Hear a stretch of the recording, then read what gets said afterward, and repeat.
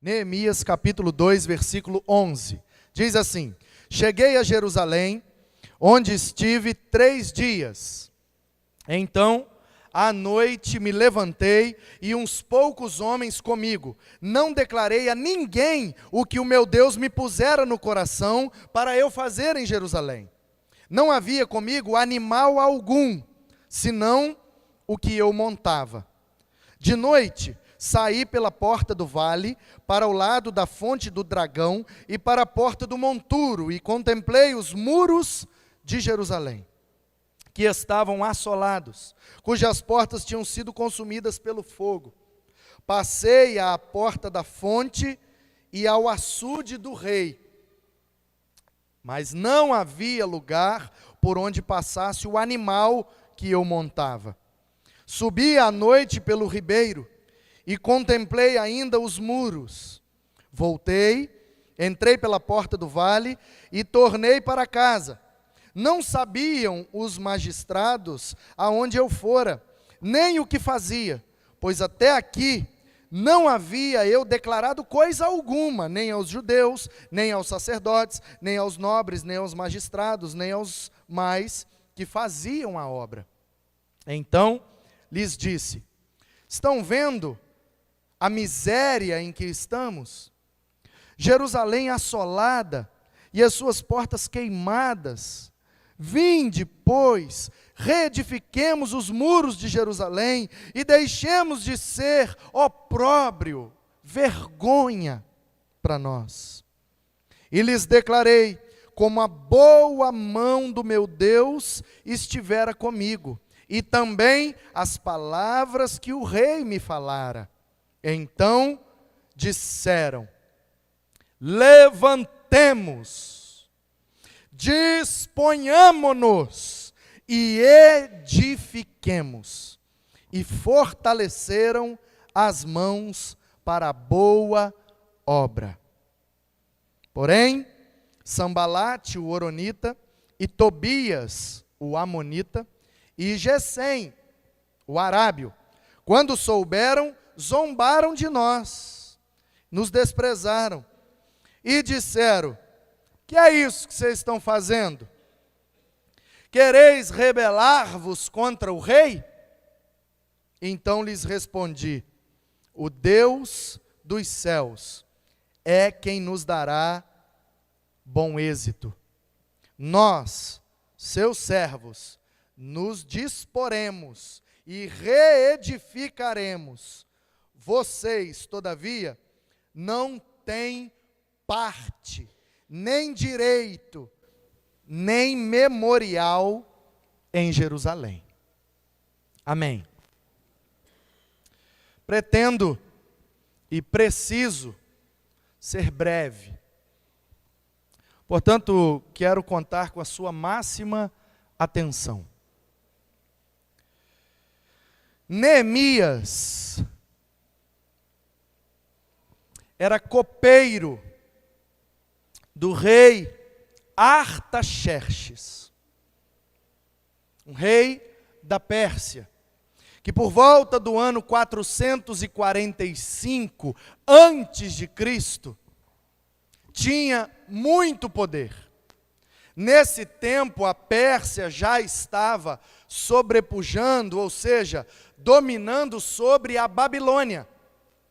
Em 486 a.C., a Babilônia atingiu o ápice do império, destruindo Judá, Jerusalém e levando cativos os judeus, e vários outros povos ao seu redor eram subjugados por Nabucodonosor e o seu forte império e o seu forte exército.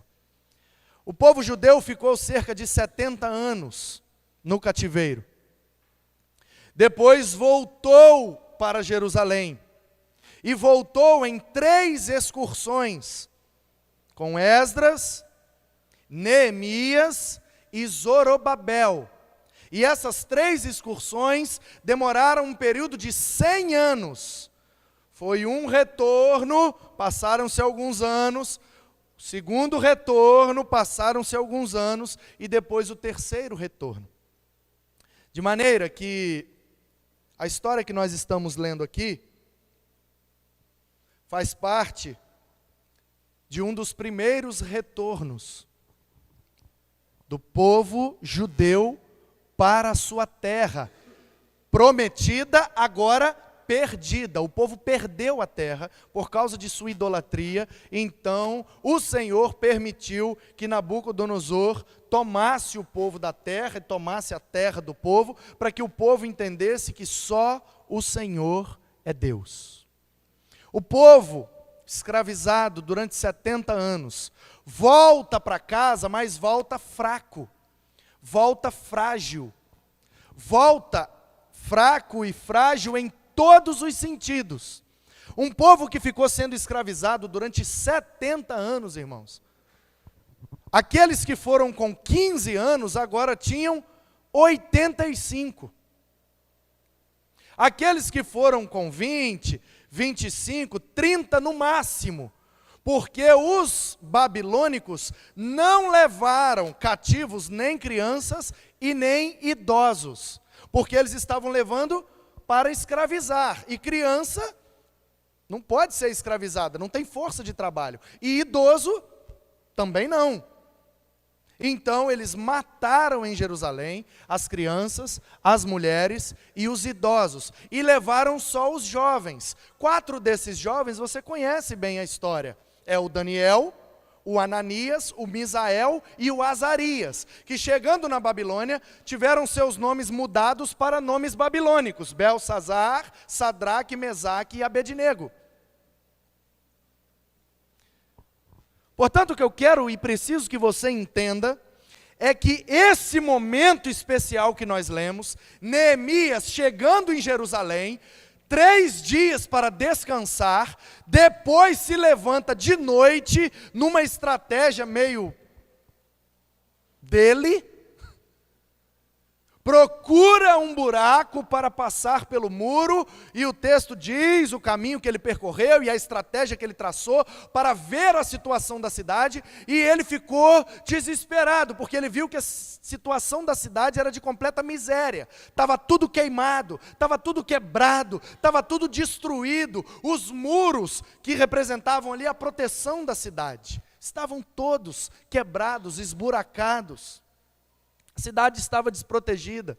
O povo que lá dentro estava morando estava sem esperança, estava sem consolo, porque eles tinham perdido tudo. Voltaram para a terra, mas precisavam reconstruir tudo. É como recomeçar do zero. É difícil? É, mas é uma grande oportunidade. Portanto, o verso 18 do texto que nós lemos é o versículo que é divisa da nossa campanha de missões nacionais.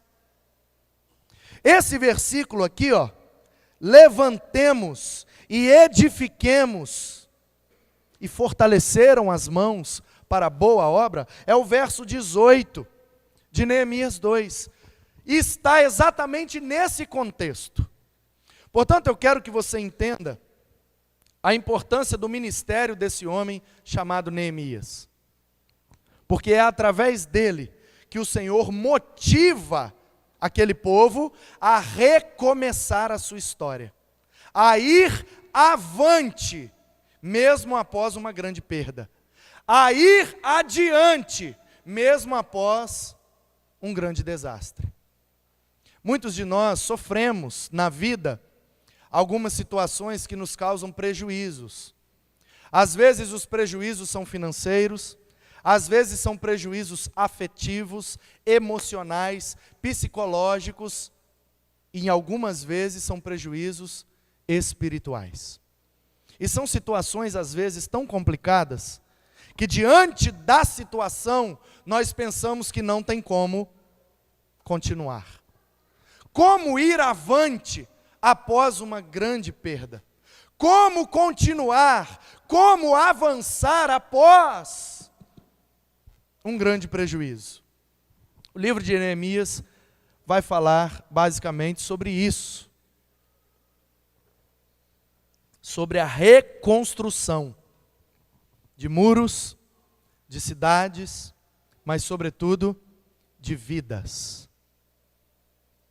Vidas podem ser reconstruídas. Histórias podem ser reescritas. Pois como disse Neemias, se a bondosa mão do nosso Deus estiver sobre nós, teremos bom êxito. Portanto, eu quero que você perceba que o nome desse homem já dá uma dica do seu ministério. Nehemia.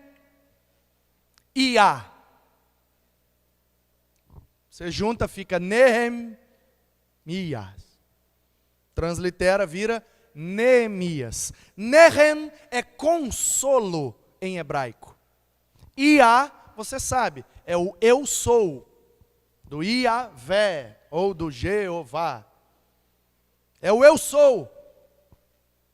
É o Ia. Por isso que a maioria dos nomes dos profetas termina com El, que é divindade, Ezequiel, Daniel, ou com Ia, Isaías, Jeremias, Malaquia. Esse Ia é Deus, é o eu sou, o Ia, ou Já, dependendo da transliteração. Se você botar um Y, fica Ia. Se você botar um J, fica Já, ou Já. Então, Já não é o Deus do reggae, Já é o Deus de Abraão, de Isaac e Jacó. É o eu sou, é o Deus que chamou Moisés no deserto e respondeu isso para ele. Quando ele disse, qual é o seu nome? E ele disse, eu sou o que sou. Mas quem sou eu para libertar o povo do Egito? E Deus diz, realmente, você não é ninguém, mas eu sou. Yu-Re. Aí vira esse Ia para nós.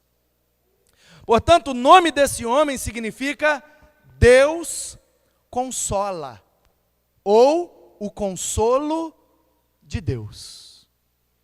Eu fico imaginando aquele povo que perdeu tudo, que precisava recomeçar, que precisava de um consolo, que precisava de uma ajuda, precisava de uma motivação, precisava de uma liderança, estava completamente perdido, desanimado, desmotivado, igual barata tonta, andando por aqueles muros quebrados, aquelas casas destruídas, aquelas portas queimadas, e de repente, Deus envia um consolo, através de um homem, para dizer para aquele povo, avante!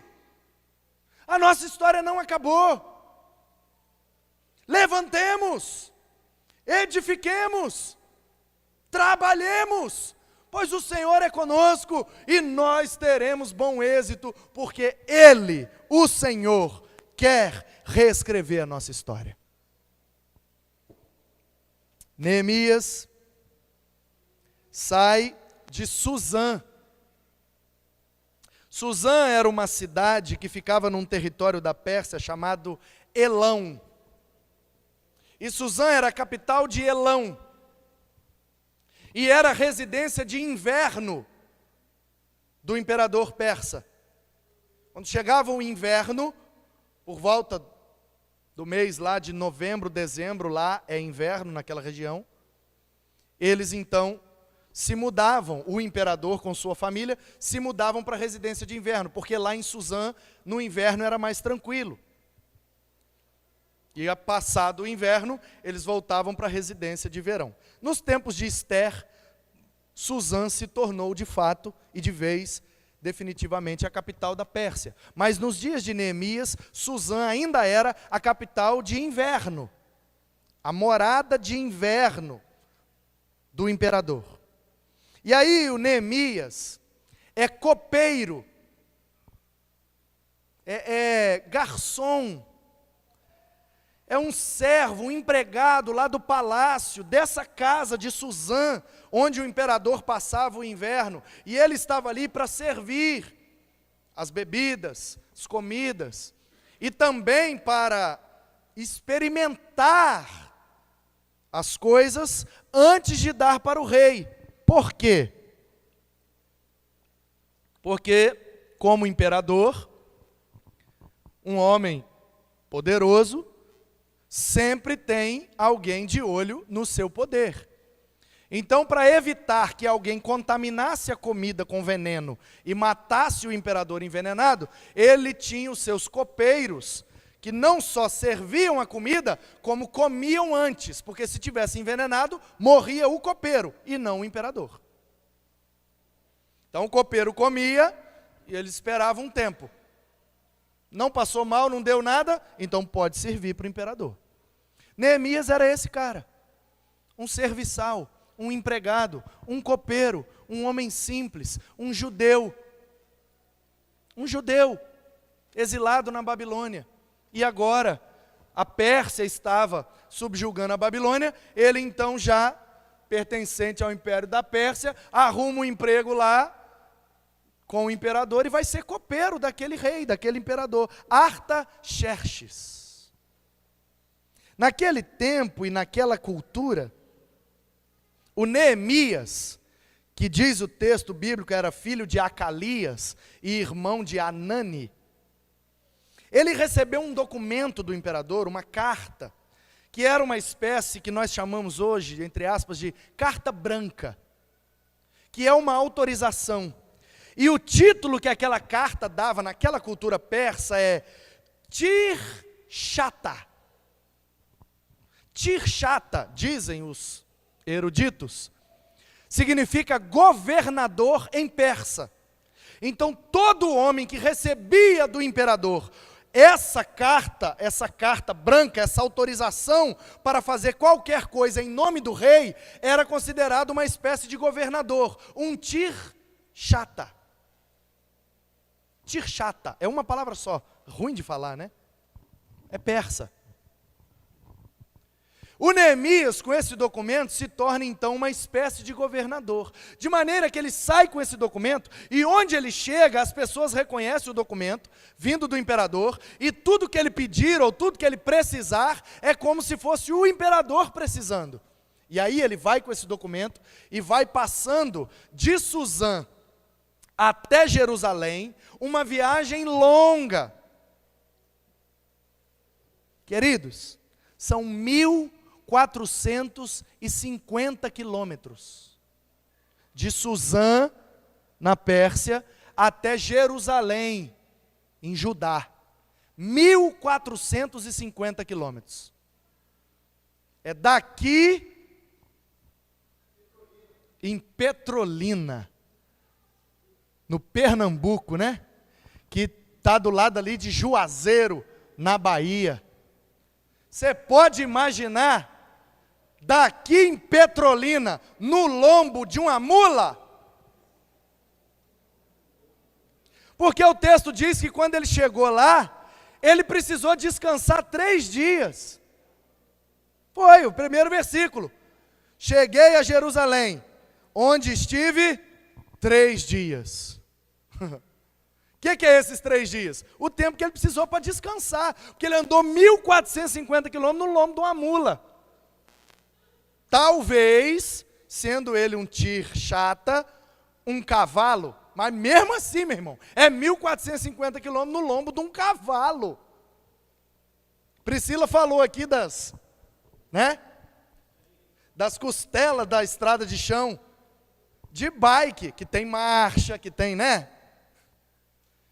Imagina aqui, meu irmão, no deserto, saindo lá da Pérsia, vem pelas Arábia fora, e vem rasgando e pedra e morro, e não tinha asfalto, não tinha nada, era no lombo daquele bicho, e vamos, 1.450 quilômetros, areia, vento contra, areia na cara, e sobe e desce, e vai. Quanto tempo demorou? Não sei, muitos dias.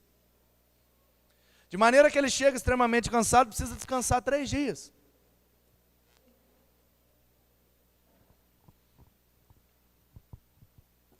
Irmãos, precisamos avançar. Como diz a nossa campanha de missões nacionais, é tempo de avançar. Não importa a distância que precisa ser percorrida. Imagina se o Neemias, lá em Suzã, pensasse em Jerusalém e dissesse assim: eu vou avançar para lá. eu vou para lá. Eu sinto que Deus quer fazer uma grande obra lá.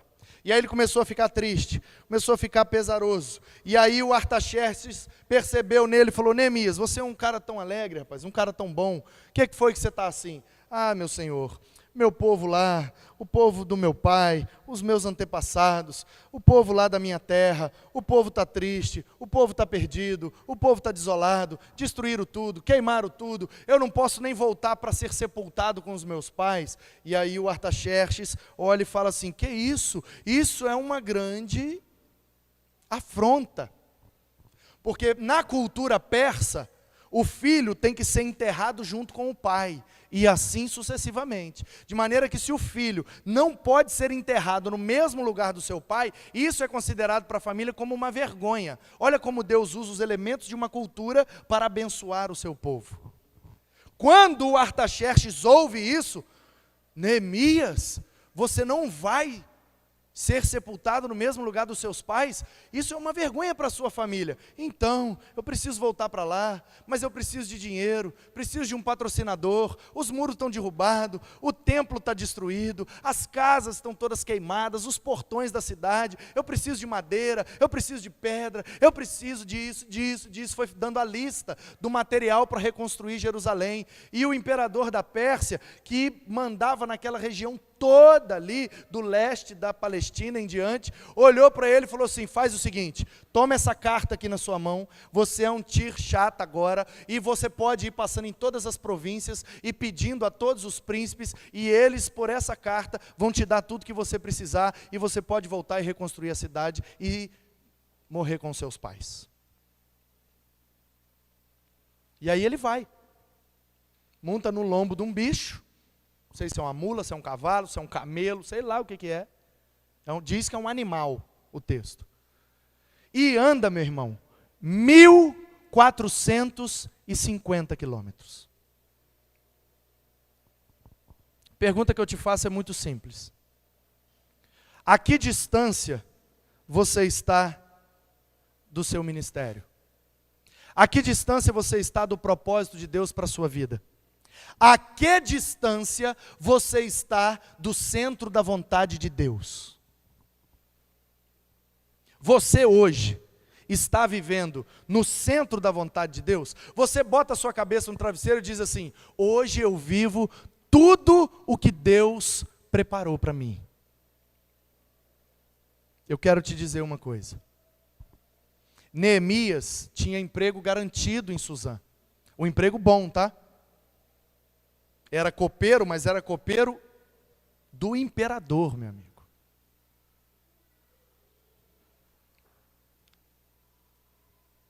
E aí, ele anda 1.450 quilômetros para estar no centro da vontade de Deus. Porque o que Deus tinha para Neemias não era ficar servindo chá para o rei da Pérsia, era calejar as suas mãos, reconstruindo Jerusalém.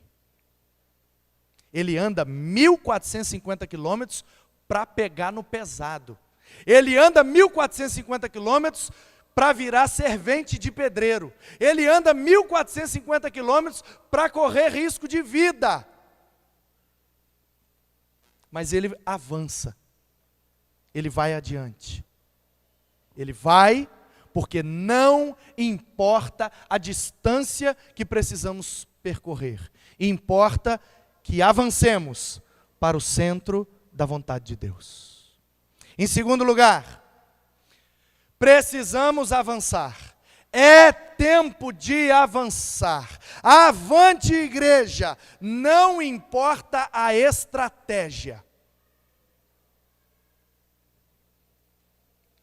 Deus dá estratégia conforme a necessidade. Muitas vezes nós ficamos preocupados com as estratégias e nos esquecemos que quando é da vontade de Deus, independente da estratégia, acontece, porque é vontade de Deus. Nós vimos aqui na quinta-feira passada a estratégia do Josué. Que estratégia mais maluca? chegar em volta das muralhas de Jericó, andar por 6 dias, uma volta em cada dia, no 7º dia, 7 voltas, soprar o chofar Jerém e Obel, né? A trombeta do chifre do carneiro, e gritar. Que estratégia é essa, meu irmão? Onde já se viu derrubar a muralha desse jeito? Andando em volta, soprando o chifre de carneiro e gritando. Mas foi a estratégia que Deus deu. Por isso as muralhas caíram. Queridos, Deus tem as suas formas de fazer a sua obra. Portanto, se Deus der uma visão, se Deus der uma estratégia, se Deus der uma direção, precisamos avançar, porque é garantido que teremos bom êxito. A estratégia do Neemias, você viu qual foi? Verso 12. À noite me levantei, e uns poucos homens comigo, não falei nada para ninguém do que Deus botou no meu coração. O cara está para começar uma obra de reforma de uma cidade, e ele não fala nada para ninguém. Ele só quer olhar a cidade. Vamos olhar primeiro. Não, mas qual é a sua estratégia? O que você está pensando em fazer? Vamos olhar. Mas de noite, vamos. Mas a gente vai entrar pelo buraco do muro, e vai subir, e vai igual bicho, igual marginal, de noite, ficar andando. A gente tem perigo, pode ser picado por um animal, pode machucar, pode ser morto, eles podem confundir a gente com um ladrão. Vamos lá. Se Neemias é maluco, se Neemias é doido, vê se de noite é hora de olhar a cidade, por que não espera amanhecer? De dia dá para ver melhor. Vamos de noite. Vamos entrar pela entrada principal da cidade, pela porta das ovelhas, vamos caminhar em direção à fonte, o templo, vamos andar no centro. Não. Vamos passar pela porta do vale, pelo lado da fonte do dragão, pela porta do monturo, e aí sim a gente vai conseguir ver os muros. E a gente vai ver que os muros estão bem destruídos, as portas estão bem queimadas.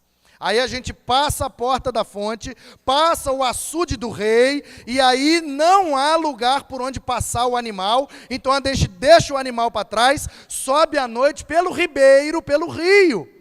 E aí sim a gente contempla os muros pelo outro lado, e aí a gente volta e entra pela porta do vale e volta para casa, e terminada a estratégia.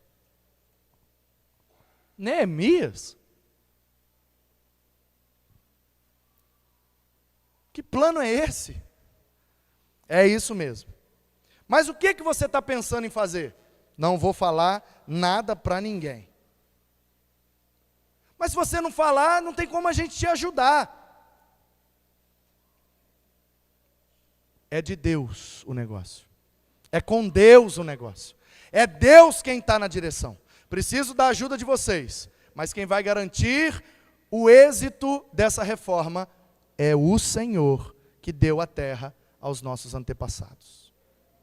Portanto, antes de se preocupar com a estratégia, precisamos nos preocupar com a vontade de Deus. Temos muitas estratégias para fazer missões. Temos muitas estratégias para arrecadar e continuar evangelizando e crescendo o reino de Deus. Muitas, e são bênçãos, todas elas. Agora, mais importante que cada estratégia é a direção que vem dos céus. Portanto, precisamos avançar. É tempo de avançar. Não importa a distância a ser percorrida, não importa a estratégia que Deus vai dar, e não importa a resposta dos homens. Porque sempre haverá aqueles que respondem positivamente: estamos juntos, Neemias. E também haverá aqueles que respondem negativamente: isso não vai dar certo. Quer conferir comigo? Verso 17. Então, lhes disse: estão vendo a miséria em que estamos? Jerusalém destruída, as portas queimadas. Venham, pois, reedifiquemos os muros de Jerusalém e deixemos de ser uma vergonha.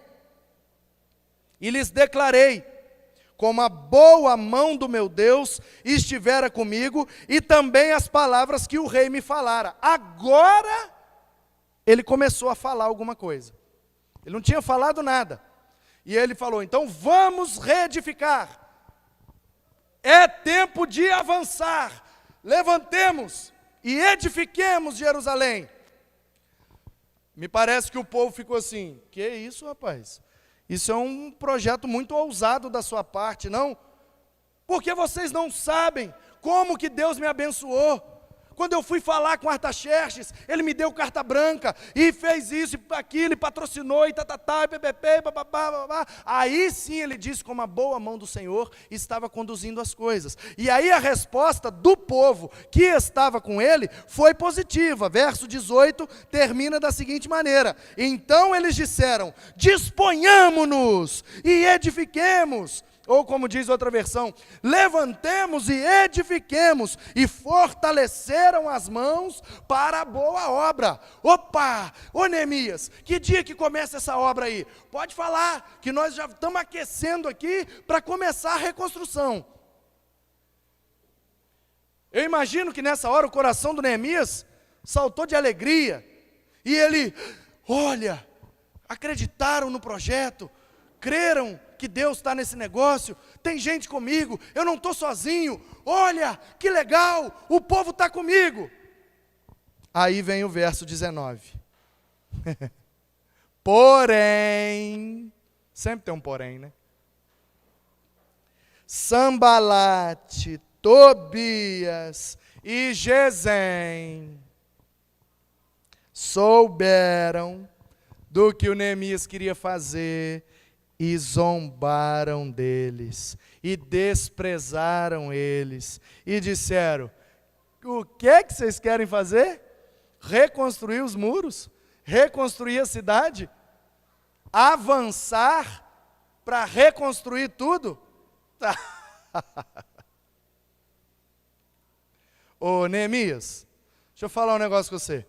Você chegou da Pérsia agora, nós já estamos aqui há um tempão. Posso falar com você? Essa ideia de reconstrução aqui em Jerusalém nunca deu certo. Já ouviu isso? Nunca funcionou isso aqui, né, Miss? Tem anos que eu moro aqui em Jerusalém, eu junto com Tobias, esse Gesem aí que veio da Arábia também fica aqui com a gente, já tem um tempão. Ó, vou dizer para você, para com esse negócio de reconstrução, cara. Para com esse negócio de avançar, para com esse negócio de reconstruir, de reedificar os muros. Isso não funciona não, rapaz. Não vai dar certo não.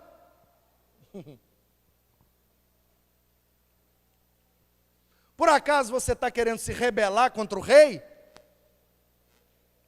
Se você entendeu bem a história, você sabe qual é a motivação desses caras. Neemias não tinha contado, o verso de número 16, diz que ele não falou para ninguém. Ninguém em Judá e Jerusalém sabia do plano que ele tinha. Portanto, quando ele chega com a história de reconstruir, ninguém estava sabendo. O pessoal não tinha visto a carta branca. Não sabia que ele era o Tirchata. Aí o Sambalate, o Tobias e o Gesem, que são líderes, né, que são lá mais importantes e tal, que tinham muito provavelmente um contato com Artaxerxes, e provavelmente eram os olhos e os ouvidos de Artaxerxes ali naquela região. Que história é essa, rapaz? O Artaxerxes está sabendo que você está com essa história de querer reformar tudo aqui? Será que você não está se rebelando contra o rei? É que diz o final do verso 19. Quereis rebelar-vos contra o rei? Então Neemias respondeu: o Deus dos céus é quem nos dará bom êxito.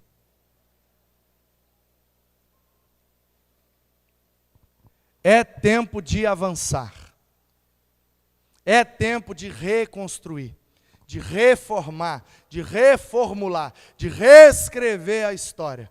E quando chega nesse tempo, sempre haverá aqueles que dizem: levantemos e edifiquemos, fortalecemos as nossas mãos para a boa obra.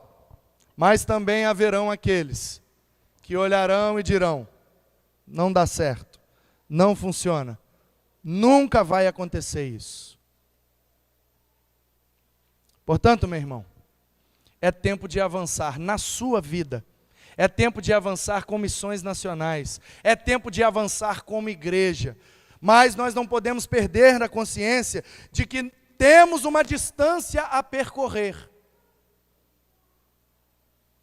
Se é para avançar, vamos avançar para algum lugar. Então tem uma distância a ser percorrida. Ninguém avança parado, deitado eternamente em berço esplêndido. Avançar significa sair do lugar, sair do comodismo, fazer o que nunca fez.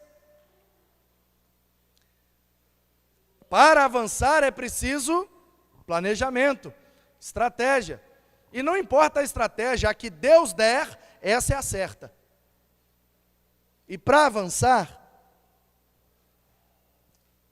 não pode se importar com a resposta dos homens, pois sempre haverão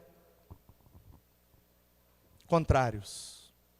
Sempre haverão aqueles que não acreditam no projeto, que não percebem a direção de Deus na história e que por isso perdem a grande oportunidade de participar do avanço das coisas. O final do versículo 20. Neemias diz assim: vocês, Sambalate, Tobias e Gesem, porque vocês não acreditam, porque vocês não creem, porque vocês não estão percebendo a direção de Deus, vocês, todavia, não terão parte, nem direito, nem memorial em Jerusalém. Às vezes, Deus precisa mandar uns Neemias para consolar, para trabalhar, para liderar e para fazer o povo avançar para o centro da vontade de Deus. Queria que você pensasse na sua vida agora. Você está avançando? Você está parado? Você está retrocedendo? Sua vida com Deus, como está? Está indo para frente? Está indo para trás? Está parado? Como é que está a sua vida com Deus? Está precisando de uma reconstrução? Precisando reescrever essa história aí?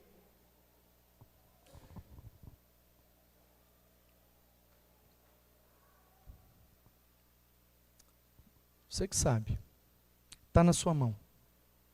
Como Neemias, eu estou aqui nessa noite, dizendo a você que precisamos levantar, preparar, fortalecer as mãos para a boa obra, porque o Senhor quer edificar a sua igreja. Avante, igreja! É tempo de avançar, é tempo de reconstruir, é tempo de reformar, é tempo de botar de pé o que estava caído, é tempo de fechar os buracos que estavam abertos, é tempo de irmos para o centro da vontade de Deus. E eu não quero ir sozinho, como Neemias, não importa a distância que tem que percorrer, vamos percorrê-la. Não importa o tempo que vai demorar. Não importa a estratégia que vamos ter que usar. Vai ser preciso subir num trio elétrico? A gente sobe. O que é preciso fazer? A gente faz. Sem corromper a moral, os bons costumes e nossa santidade em Deus, estou disposto. O que Deus mandar, o que Deus direcionar, eu estou disposto. Não importa o que seja. Se é de Deus, ainda que pareça loucura para alguns, ainda que não seja tão normal, como Neemias fez, de noite, de um jeito totalmente diferente, mas Deus estava na direção. Então, queridos, não importa a distância, não importa o tempo, não importa a estratégia, e não importa a resposta dos homens. Sempre haverá os que creem e os que não creem. Sempre haverá os que cooperam e os que não cooperam. Sempre haverá os que se levantam e digam: conta comigo, Neemias, estamos juntos para reconstruir esse negócio. E haverão aqueles que darão um passo para trás e: estou fora disso aí. Pô.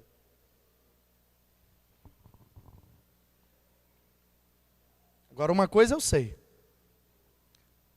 o que é de Deus não pode ser frustrado.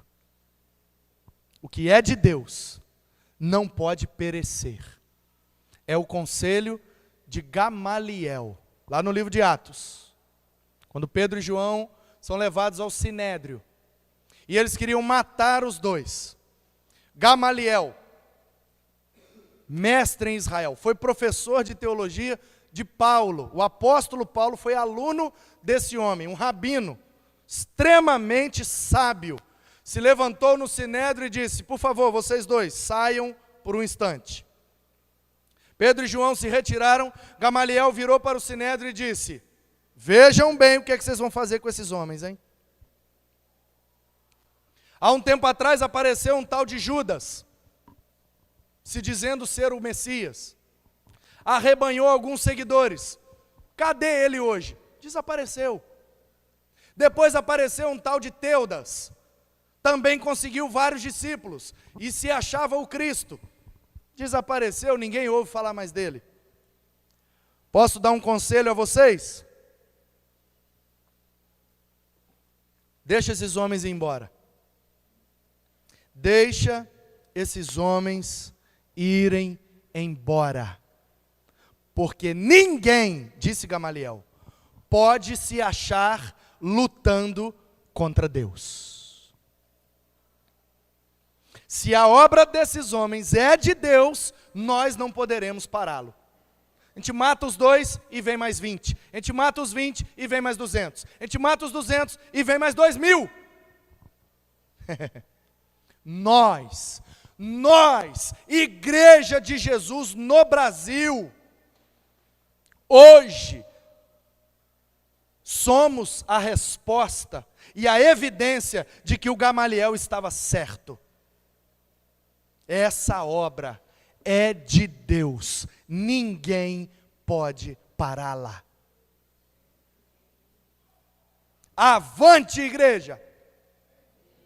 É tempo de avançar, compartilhando o amor de Deus, e Ele dará a direção, e Ele dará a bênção, e Ele acrescentará os que hão de ser salvos, e nós viveremos no centro da vontade de Deus, cumprindo cabalmente o que o Senhor tem para nós, como Igreja de Jesus, nesse tempo e nesse lugar. Que Deus te abençoe. Levanta desse banco e avance, porque é tempo de avançar.